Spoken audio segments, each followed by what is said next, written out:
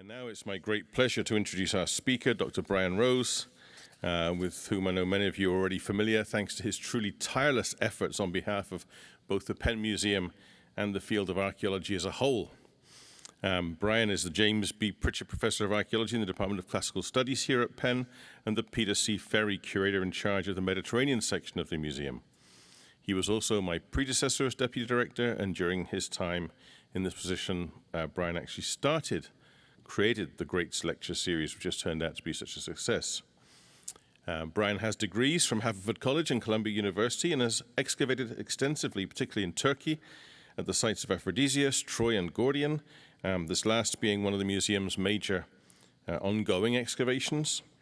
In addition to excavating, Brian publishes assiduously and prolifically, and with an incredible range of excavation reports to his name, including several of the final reports on Troy, which are either authored or edited by him. And among his many publications, his book, The Archaeology of Greek and Roman Troy, provides an extensive introduction to all that is known about the site in those periods. Brian was also the curator of a major exhibit of archaeological materials from Turkey, the Golden Age of Midas, which ran from February to November 2016 to great success and acclaim. And his outreach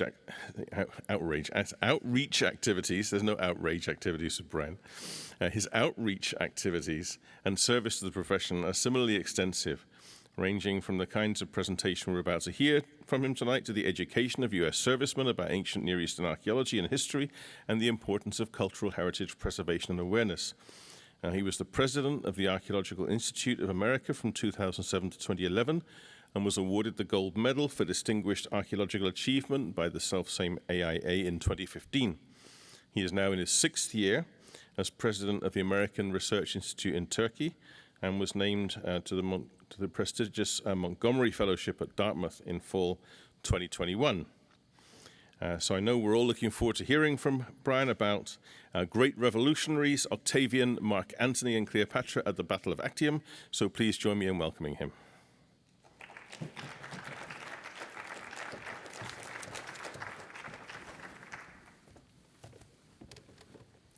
All right, thank you, Steve, and thanks to all of you for coming today, both virtually and physically. It's wonderful not to lecture to an empty auditorium. I have the pleasure today of speaking about the Battle of Actium, which was the last great naval battle in antiquity, and also the beginning of what we think of as the Roman Empire, starting with Octavian, or Augustus, as he would later be called. But the Battle of Actium comes at the end of nearly a century of civil war. Civil war it certainly was, the Battle of Actium, between Octavian and Mark Antony. But this follows a whole chain of civil wars, starting in the late 2nd century BC and continuing up to the Battle of Actium in 31 BC. So I'll take you through the history of the civil wars over the course of that century, and then I'll try to explain how the Battle of Actium and Egypt transformed the cityscape of Rome itself. First, I will give you a remedial course, very short remedial course, in the history of Rome, for those of you who don't spend your days thinking about it as I do. The Romans believed that they were descended from the Trojans, from the Trojan hero Aeneas, who escaped the burning city of Troy prior to its destruction in the early 12th century BC, and gradually made his way from northwest Asia Minor, where Troy is located, to central Italy. And you see here a coin of Augustus with Aeneas, his father, and his son in the process of leaving Troy. So at origin, the Romans were Trojans. And then after Aeneas founds a new city, which is not Rome, it's another city called Lavinium in the same area, we have a period of 400 years prior to the actual founding of Rome by Romulus, traditionally dated to April 21st, 753 BC.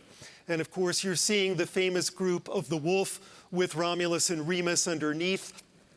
which was set up in the Roman Forum around 300 BC. So Aeneas and Romulus are at the origin of the story of the Romans and of Rome itself. We can divide Rome into 4 periods. Archaic Rome, from the foundation date of 753 to the end of the period of Rome of the Kings in 509. So a period of roughly 250 years.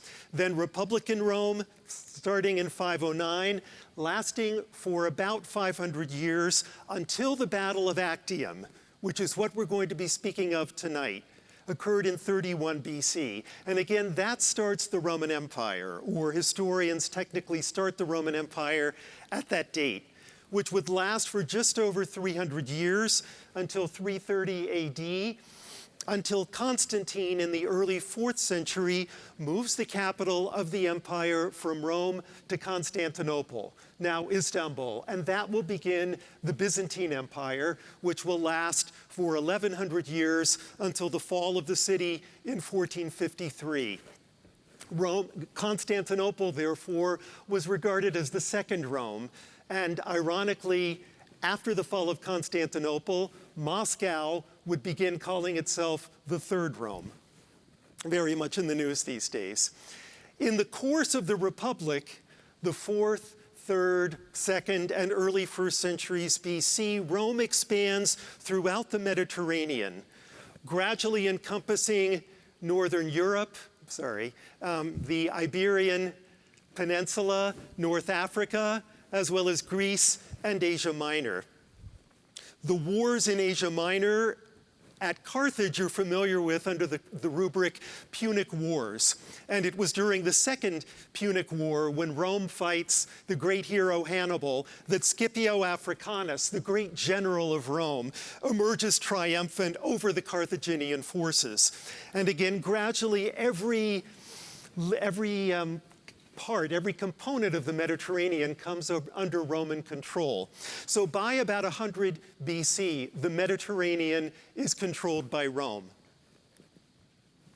And you start seeing victory temples set up throughout Rome in the late 4th, 3rd, 2nd, and 1st centuries BC. We call these manubial temples because they're constructed with the spoils that have been taken from the battlefield, from the enemy's cities. These are majestic temples built initially of travertine, limestone, and tufa, and as of the 2nd century BC, of marble, which had to be imported from Greece and Asia Minor. We only have one of these manubial temples, one of these victory temples surviving intact, which you see here on the banks of the Tiber, the so-called Temple of Hercules Victor. Some of you are familiar with it from the Audrey Hepburn, Gregory Peck film, Roman Holiday. Audrey Hepburn rides a Vespa around it. But this is representative of the kind of victory temples that the Romans would typically construct immediately following their victories. So it's 100 BC-ish, and the entire Mediterranean is under Roman control. Those who were in the elite of Rome are looking good and feeling prosperous, but the veterans were not. Many of the soldiers, Rome's soldiers, were killed on the battlefield. And what happened to the farms that were part of their property? Generally, the elite of Rome would buy the farms and the lands at a discount rate, really almost as if in a fire sale, and the wives and children often ended up in poverty. They would lose the farm because the wealthy would not keep the family of the former veterans on the farm. They would staff it with slaves, and the wives of the now dead soldiers and their children were left to fend for themselves. So there's a growing divide between the elite and the plebeians in Rome, or the rich and the poor. As we go through the civil wars of the 1st century BC, it will be very much a war between the populists, if you will, the left, and the elite, the conservatives, on the right. Plus ça change, plus c'est la même chose. We see this continuing until the present day. And into this situation where the poor were experiencing injustice after injustice in their minds, stepped a tribune named Tiberius Gracchus, who became tribune in 133 BC and came from an incredibly prestigious family. He was the grandson of Scipio Africanus, the hero in the wars against Hannibal in the late 3rd century BC. And he began to propose a redistribution of the lands that had been in the course of acquisition by the elites. So he wanted to put a limit on the amount of property that the elites could own and wanted to redistribute public land to the poor farmers, to those who were in the minority as far as the elites were concerned. This was a radical revolution, very much a revolution in social policy. And the Senate was furious. Many of the senators, of course, were the wealthy landowners who were going to be deprived of the lands that they had acquired from these impoverished farmers if the legislation of Tiberius Gracchus went through. And so he was, in short order, clubbed to death on the Capitoline Hill. I'm showing you the Capitoline Hill here with its trademark feature, the Temple of Jupiter Optimus Maximus. And his supporters, 300 of his supporters were killed, and their bodies were thrown in the Tiber River, which reportedly turned red with their blood.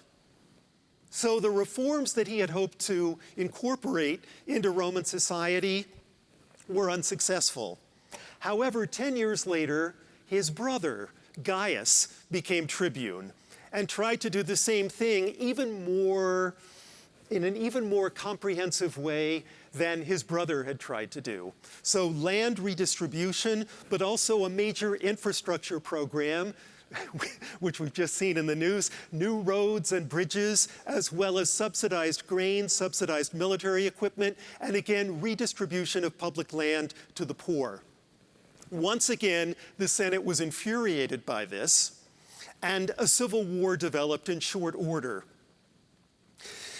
Gaius Gracchus committed suicide, and 3,000 of his supporters were killed, and their bodies, once again, thrown in the Tiber River, which again turned red with their blood. It was at that moment, after the death of Gaius Gracchus and his partisans, that the Senate, and in particular the consul Opimius, decides to build in the Forum a temple to Concord, celebrating the peace and harmonious relationships that exist between left and right, between the populists and the conservatives. Now, that was fictive. There was no harmonious relationship between them. They were trying to kill each other and had succeeded in doing so. But this is what one would call truthiness. It's not necessarily true, it's just marketed in a certain way.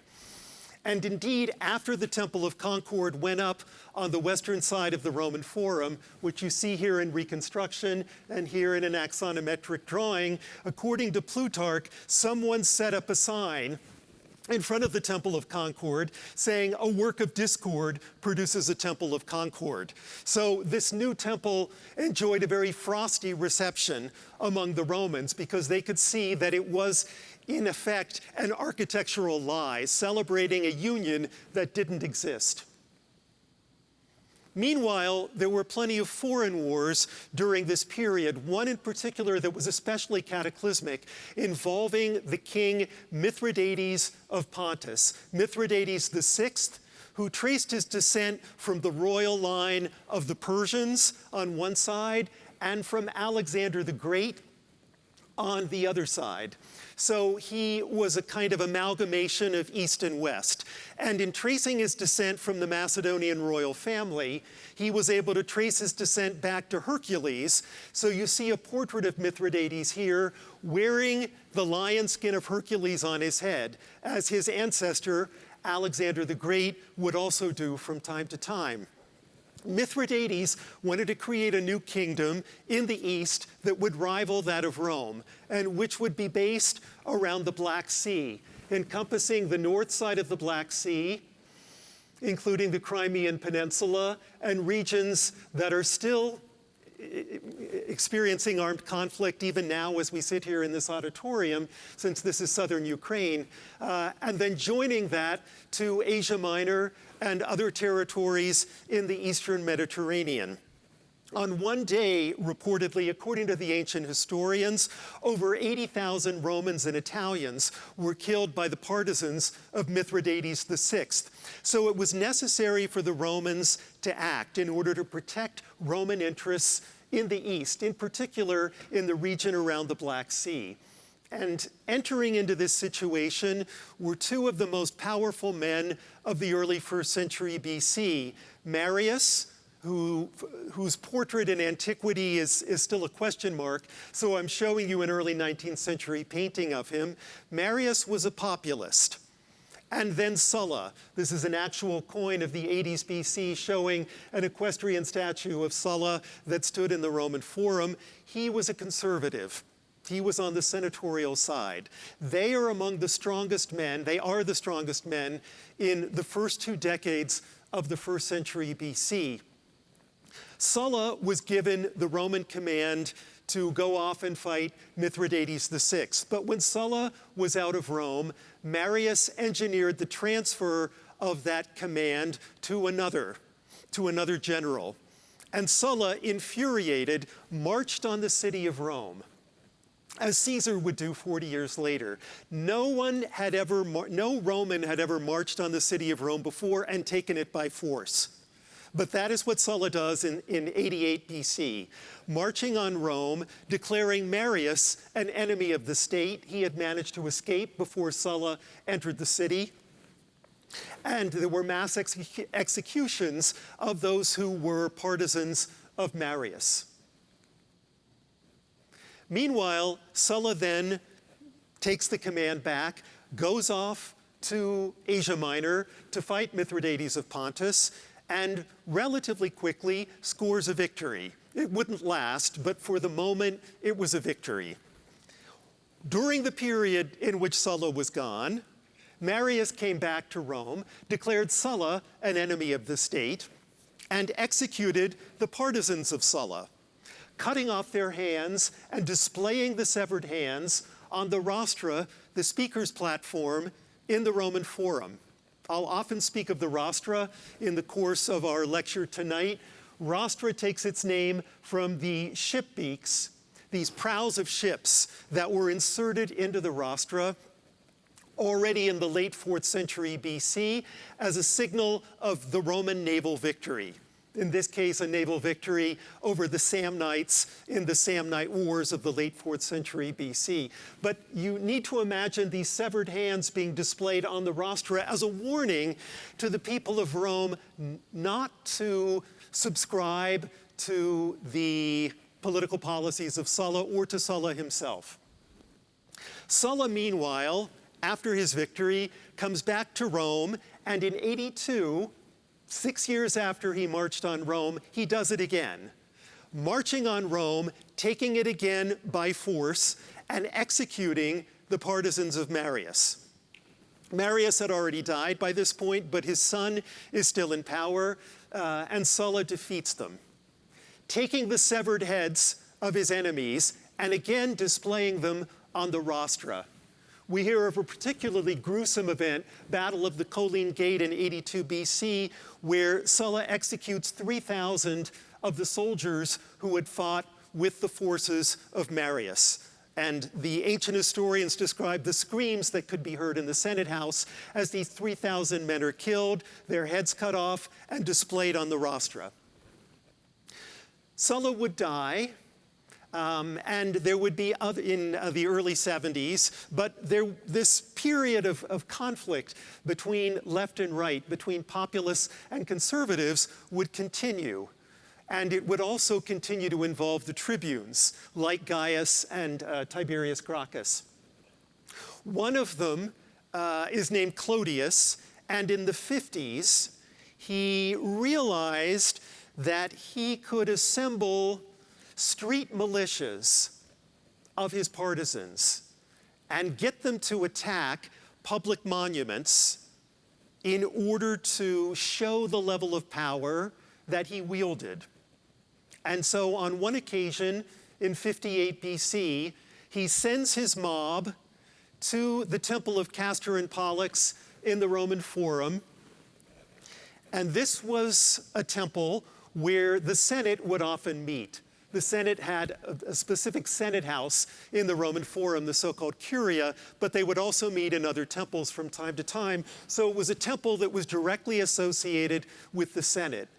And Clodius has them attack this Senate-affiliated complex and tear up the steps of the temple. Later on, after Clodius is murdered, his body is carried by his partisans to the Roman Forum, to the Senate house, to the Curia, which you see here, and they use the Curia as the pyre for the body of Clodius. So they burn the Senate house as they send the body of Clodius off into the afterlife, completely destroyed. Into this fray steps the so-called first triumvirate. And now we're getting into names that you know well, I would say. Pompey the Great, Pompey Magnus, who had served under Sulla and who was the first man in Rome to build a permanent stone theater, the Theater of Pompey, to which we'll return in a few minutes. Marcus Licinius Crassus, who was famous for having been victorious in the war against Spartacus, the Third Slave War, or the Third Servile War. You're all familiar with Spartacus, judging by the age range in this audience, from the Kirk Douglas film in the late 1950s. He's the one who dispatched Spartacus. And then Julius Caesar, the most famous, the man who would become the most famous of these three, who was the nephew of Marius. So they didn't all focus on the same political philosophy. They were not united by political philosophy. They were united by their recognition that they had complementary strengths and would be stronger as a triumvirate than they would be as separate leaders. And they divided up much of the Roman world. Pompey taking Spain, Crassus taking Syria, and Caesar taking Gaul. In order to make the triumvirate stronger, the daughter of Caesar was married to Pompey. This was frequently done in the Hellenistic kingdoms of the Eastern Mediterranean. It was done throughout the first millennium BC, actually, and into the first millennium AD, to strengthen a political alliance through the marriage of the daughter or son of one of the leaders with the daughter or son of one of the other leaders with whom the first leader had formed an alliance. And that is the case here with Pompey and Caesar. This triumvirate really lasts only for 7 years and would quickly fall apart after Pompey's wife dies. Pompey's wife, the daughter of Caesar, dies, and meanwhile Crassus moves out of the triumvirate when he is killed in what is now southeastern Turkey. So I'm showing you where Crassus goes, to the region of the Turkish-Syrian border, the modern town of Haran, ancient Carrhae, where Crassus begins a battle against the Parthians, the fiercest foes of the Romans, in 53 BC, and suffers a tremendous defeat. He is killed. Over 100 Roman standards, Roman battle flags, are taken by the Parthians back to modern-day Iran, and so are many of the Roman soldiers. 20,000 are estimated to have died. 10,000 Roman soldiers are taken prisoner back to Parthia, western Iran today, and they stayed there for 33 years until Augustus, initially Octavian, brought them back. And some of the soldiers actually committed suicide rather than return to Rome. Think of it, you're a Roman soldier, you've been taken at the age of 20 to Parthia, to western Iran, you've married a Parthian woman, you've had children who speak the language of Parthia, they're not speaking Latin, and you have become Parthianized. And suddenly, 33 years later, Augustus comes and says, everyone go back to Rome. And that was simply too much for the soldiers and too much for the families of the soldiers. But in any event, many were lost during this battle that Crassus leads. And with Crassus out of the way, the first triumvirate quickly unravels. In short order, Julius Caesar will march on Rome against Pompey. in 49 BC, doing the same thing that Sulla had done nearly 4 decades earlier. Pompey escapes, and there is ultimately a battle in Thessaly in central Greece, the Battle of Farceless, where Pompey's forces are defeated. They had set up a naval blockade, but Caesar's forces were successful in negotiating that blockade and getting to central Greece. Pompey, as I said, escapes and goes to Egypt, where he's hopeful of forming an alliance with the Egyptian king Ptolemy XIII, who puts Pompey to death. And when Caesar gets there, shortly thereafter, Ptolemy XIII presents the severed head of Pompey to Caesar as a sign of his allegiance to Caesar, and Caesar was reportedly horrified and gives Pompey a Roman burial with all due honors. But in the course of his interaction with Ptolemy XIII in Alexandria, he met Cleopatra, and they formed their own alliance, both political and romantic. You're seeing here one of the portraits of Cleopatra that has survived, Cleopatra VII, wearing the royal diadem. You will already have noticed that she looks nothing like Elizabeth Taylor in the 1963 film Cleopatra, nor for that matter does Caesar resemble Rex Harrison, nor for that matter does Mark Antony resemble Richard Burton. But nevertheless, they're the ones who have made the story widespread, at least to North American audiences. Cleopatra would bear a child to Caesar, the only known biological child of Caesar, again, as far as we know. This was Caesarion. So Cleopatra names her son Caesarion after Caesar, and you see them here presented on one of the reliefs of the Temple of Hathor at Dendor in south central Egypt.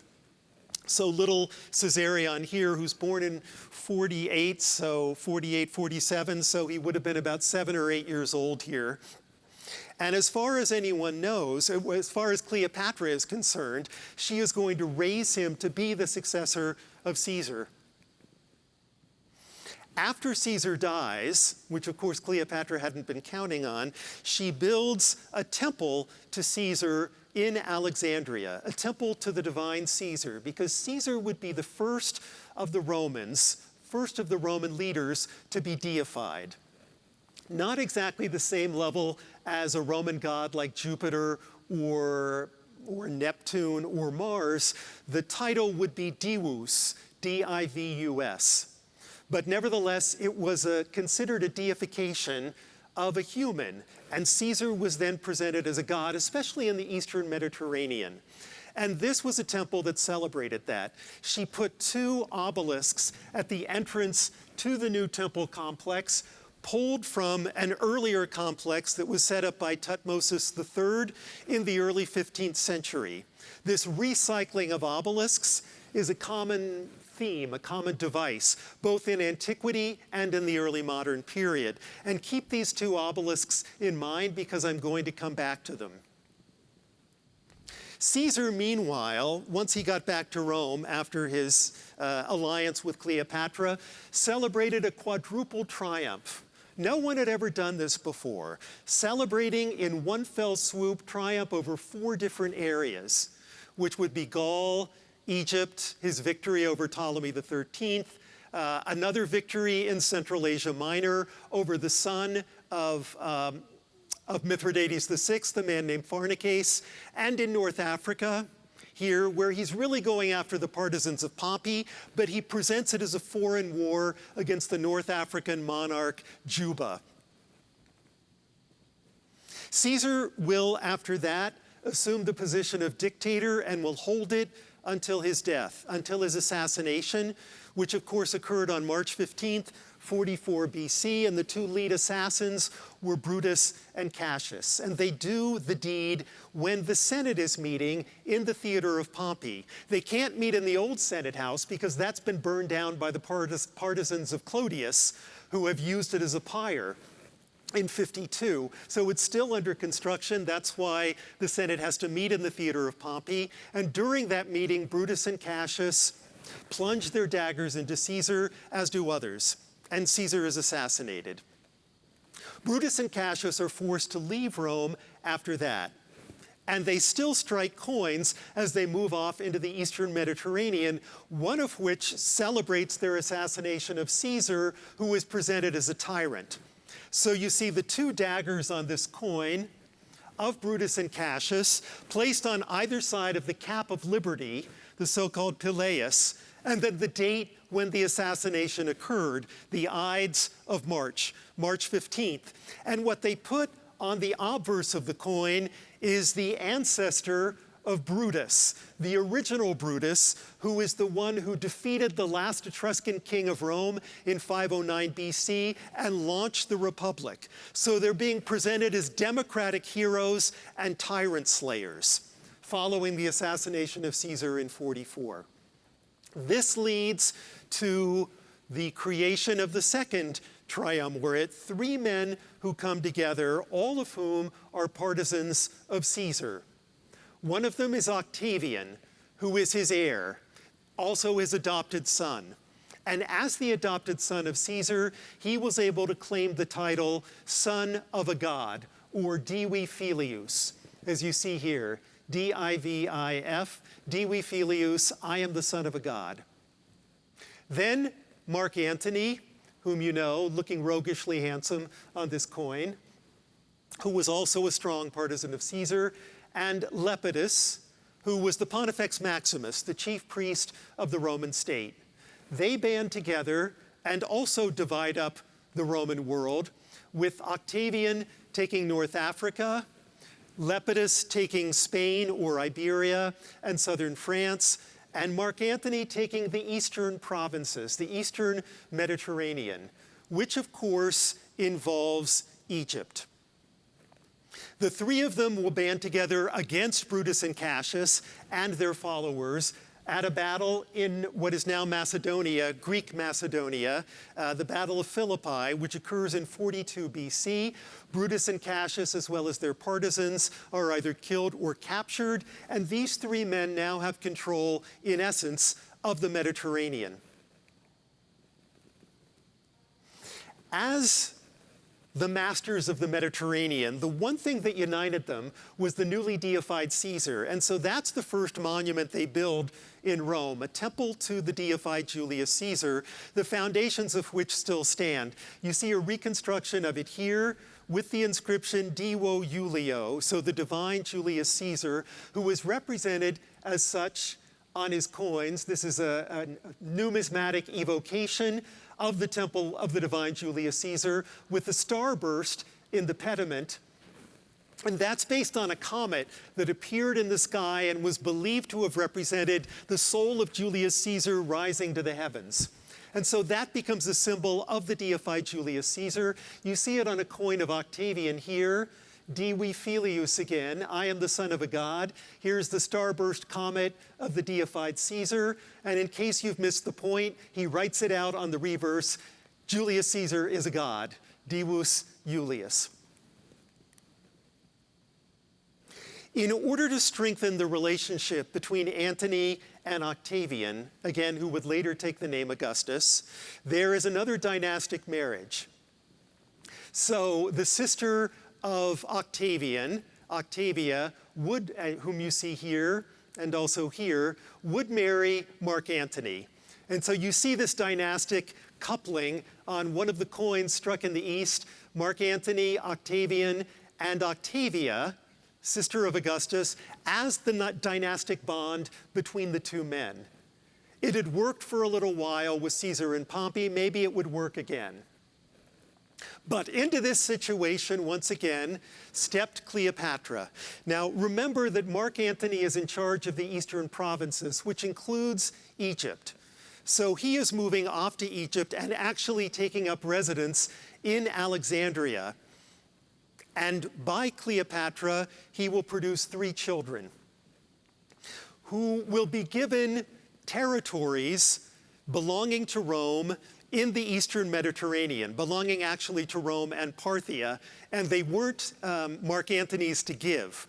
But nevertheless, he carves up the eastern Mediterranean, and in a ritual called the Donations of Alexandria, hands them out to the children of Cleopatra, and also his own children, although Caesarion is also included in this donation of Alexandria. And they begin striking coins together, with Mark Antony on one side and Cleopatra on the other. Octavian realizes that Mark Antony is setting up a rival kingdom, a kingdom that was intended to rival Rome, with Caesarion, Caesar's son, in tow, which could create serious problems for Octavian and for Rome.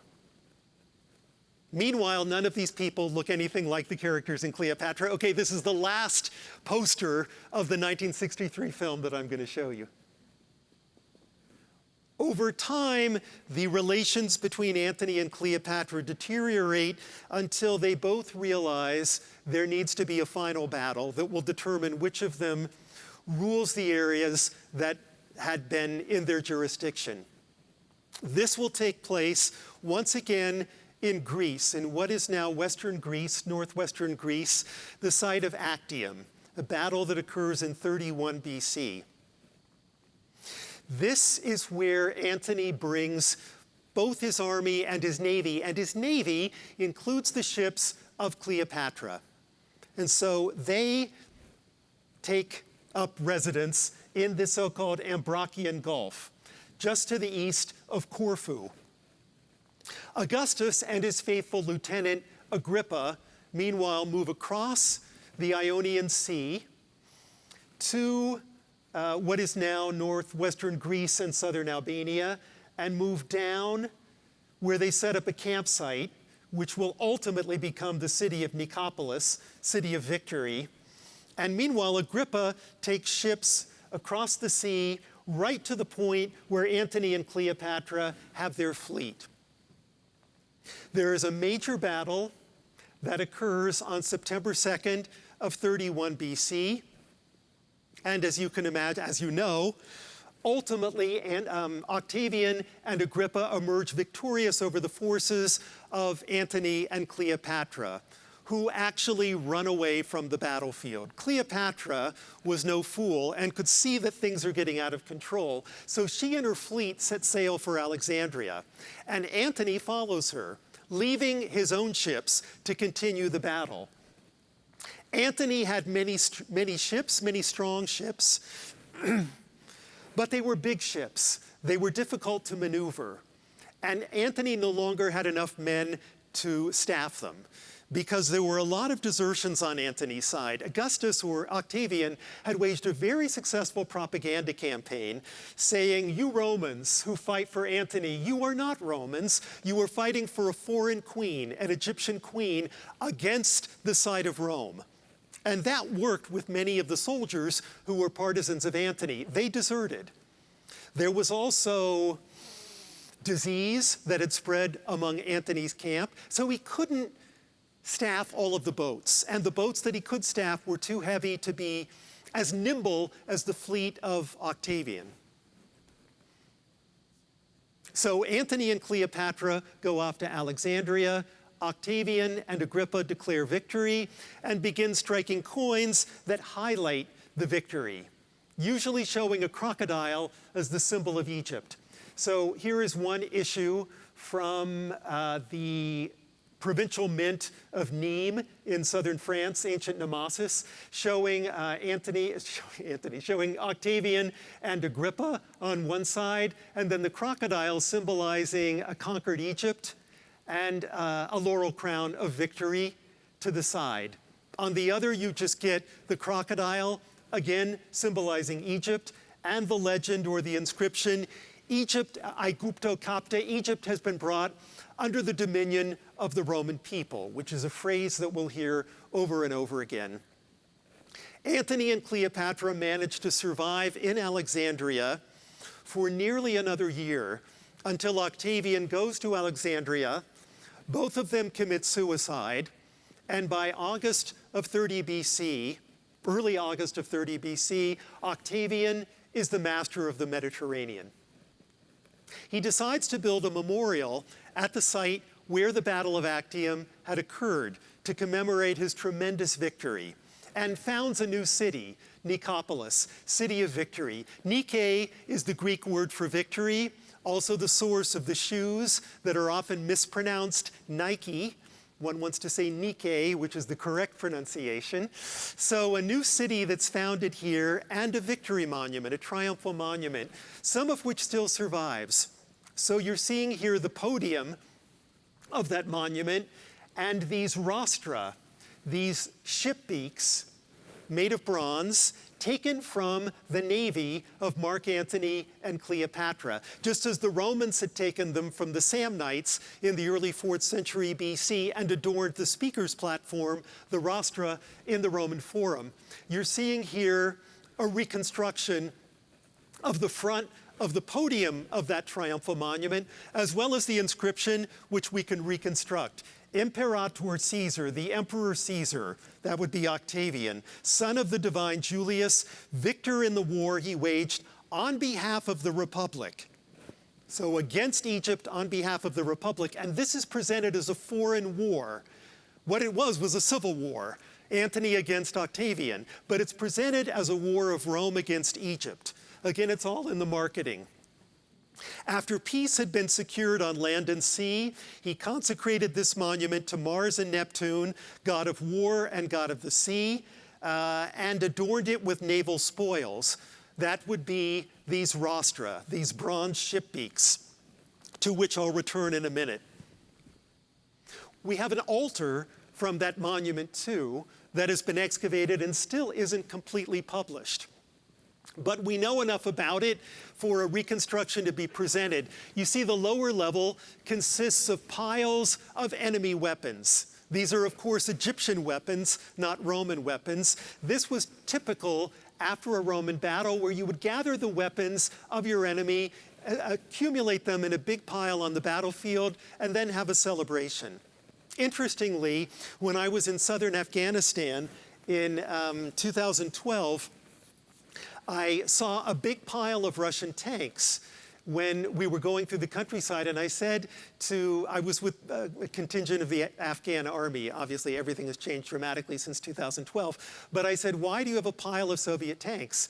And he said, well, the Soviets occupied Afghanistan between 1979 and 1989, and after the Soviets left, we gathered all their tanks together into a kind of big pile, and we had a party. And I said, you know, the Romans did that 2,000 years ago, which they hadn't known, but it was just, it's often I guess, it's second nature among a victor after a long battle or a long conquest. So we have the weapons of the enemy here, and above it, we have relief decoration of Augustus's triple triumph in 29 BC, celebrating his victory at Actium over Cleopatra in Egypt, and another victory in Illyria, modern-day Yugoslavia, or that general area on the other side of on the east side of the Adriatic. So the triple triumph. And in the triumph, this is one of the reliefs from the altar, you can see Octavian riding in a chariot with two of the children of Antony and Cleopatra. These are Alexander Helios and Cleopatra Selene. We knew from the ancient historians that Augustus moved in the procession through the streets of Rome with the children of Antony and Cleopatra, whom he treated with respect. But we never thought that we would find a relief that would actually show that. And included in the altar decoration are scenes from the origins of Rome. You see the wolf with Romulus and Remus here, and the same sort of theme of peace on land and sea. What's interesting about this triumphal procession is that you've got the children of Antony and Cleopatra paraded in the procession near a float that had an image of Cleopatra holding the asp that would bite her and send her off into the afterlife. So the children are riding in a procession next to a float that shows their mother committing suicide. Now, meanwhile, what about the rostra? I promised to return to those. As I said, the rostra in the Roman Forum celebrates the Romans' first naval victory in the Samnite Wars in 338 BC at the Battle of Actium. This is Anzio, where, of course, there was another major battle in World War II. And we know something about the nature of these rostra because steadily we've been excavating rostra, or rather, I should say, underwater archaeologists have been excavating rostra associated with boats that sank during naval battles. One of them, dating to the early Hellenistic period, the 3rd or 2nd century BC, was excavated off the coast of Israel 40 years ago, the so-called Athlet ram, weighing 465 kilos. That's half a ton. These are enormously heavy components.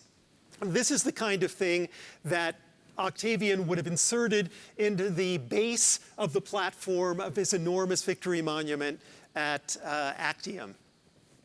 And more recently, just within the last 10, 15 years, new rostra have been excavated off the northwest coast of Italy, where the final naval battle of the First Punic War between Rome and Carthage had occurred, the Battle of the Aegates Islands in 41 BC, where there were many boats belonging to the Romans and the Carthaginians that sank.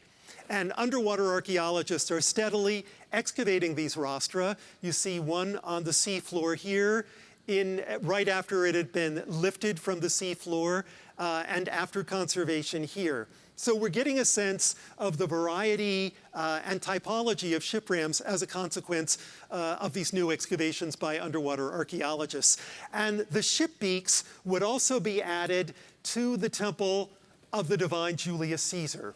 So this is the podium of the temple. Here's the starburst again in the pediment, and you can see the 6 bronze ship beaks taken from Cleopatra's navy.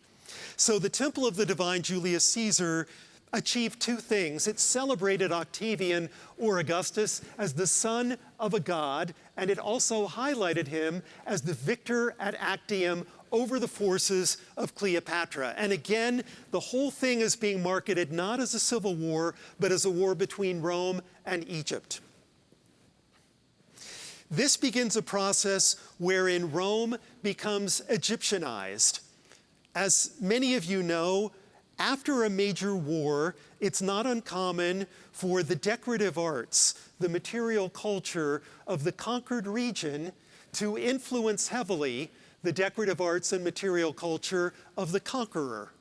And so that was the case in Rome, as we find more and more Egyptian elements spreading through the cityscape, especially obelisks. So when Augustus builds his tomb in the northern Campus Martius, the mausoleum of Augustus, finished in 28 BC, 42 years before Octavian or Augustus would actually die. Why not be prepared, just in case? He puts at the entrance of the obelisk, entrance of the mausoleum, 2 obelisks, as well as his autobiography, his res gestae, a list of all of the deeds that he had accomplished. But these obelisks are standing as symbols of Augustus's or Octavian's conquest of Egypt. And those obelisks, of course, still survive. One of the obelisks is in the Piazza dell'Esquilino next to Santa Maria Maggiore, the other on the Quirinal in the Palazzo del Quirinale. These obelisks were enormous. I've given you the measurements, just over 14 meters high. That's about as high as the ceiling in the Upper Egyptian Gallery of this museum. So that will give you a sense of their colossal nature. Another obelisk taken from Egypt is set up again in the Campus Martius. You know it now from Piazza di Montecitorio. But in antiquity, it was used as what we call a gnomon, a pointer of a giant clock that we usually refer to as the orologium of Augustus, or the sundial of Augustus, which is a solar meridian clock of which our colleague Lothar Hasselberger in the History of Art department has written extensively. This is set up in 10 BC, and the shadow that it cast on a large network of lines would enable you to determine what time of day it was and what time of year it was. Here is the obelisk as it stands in Piazza di Montecitorio now, with the original inscription on the base, which says the same sort of thing as that triumphal monument at Nicopolis. Egypt has been brought under the control, under the jurisdiction of the Roman people, and he dedicates it to the sun god, which is appropriate since it was originally created for the sun god of Egypt. In the late 1970s, the German Archaeological Institute actually dug trenches in the campus marshes to see if they could find part of the pavement that was connected to this obelisk. And they did, miraculously, because those of you who have been to Rome, which is probably everyone in this audience, you know how densely occupied the campus marshes is. It's one of the premier residential areas of the city. So you have to dig through someone's basement in order to get down to imperial Roman levels. But they did it. And you see the travertine pavement here with bronze inlay. I've given you a drawing of it in the next slide. So here is what they found, and here is a reconstruction of the inscriptions, which are in Greek. And here, we're at the end of summer, Etesiae Paontai, the Etesian winds cease, stop blowing. The Etesian winds are the winds that come in from Africa. Many of you know the album by Joni Mitchell called Blue in 1971, where there's a song called Carrie that begins, "The winds are in from Africa." These are the Etesian winds. And when they stop, that signals the end of summer. And we move into the zodiac sign of Virgo, which in Greek would be Parthenos, which you see here. This was a tremendous discovery. And again, it's all connected to one of these monumental obelisks that Augustus has brought back from Egypt. And we start getting tombs in the shape of pyramids in Rome during the Augustan period, one of which still survives intact. This is the Pyramid of Cestius. You see it here on the southwest side of Rome. I've drawn a red circle around it. It still stands in near perfect condition. You can see Cestius's name still in good order on the side of the pyramid. This is finished in the last 2 decades of the 1st century BC, and it is one of 2 pyramids as a tomb that was built in Rome at that point. The other one is in Vatican City. You see it here on a plan next to the Circus of Caligula and Nero, which underlies St. Peter's Basilica. So you see here these dotted lines. This is St. Peter's Basilica, built directly over the Circus of Caligula and Nero, where in antiquity they believed that St. Peter had been martyred. And just to the side of that, you have the second pyramid, which you see in some early modern engravings. We don't have it anymore. The stone was taken down to build the steps of St. Peter's Basilica, so it's gone. But nevertheless, this is another indication of the Egyptianizing of Rome. And meanwhile, in Egypt, Augustus is treated just as a pharaoh would have been treated, at least in terms of the decorative arts.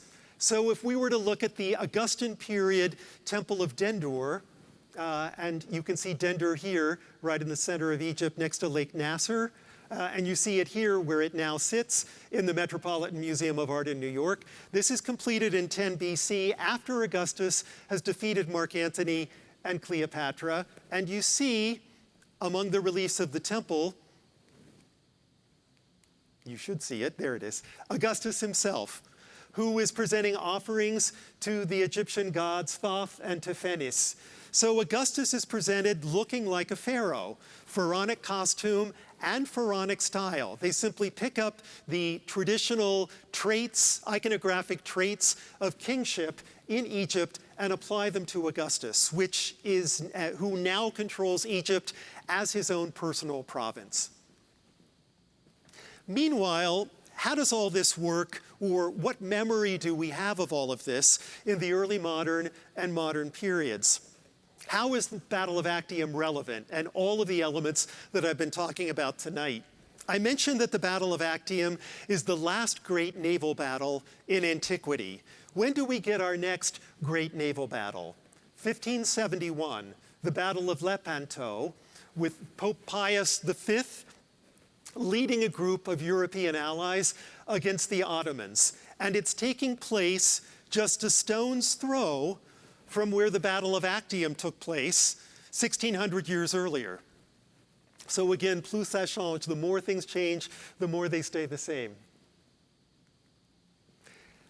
The Egyptianizing of a region that has waged war in Egypt is also a common feature. We see it with the campaigns of Napoleon in Egypt in the late 18th, early 19th century, when after his campaigns in Egypt, he goes back to Paris, and Paris experiences the same kind of Egyptianizing that Rome experienced in the late 1st century BC, where you find obelisks, you find clocks with sphinxes, and fountains with sphinx decoration.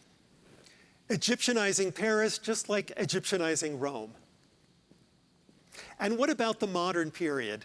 Do we still have rostral monuments? We do. All you need to do is go to New York City, to Columbus Circle, which is dominated by a rostral column in the center of the circle.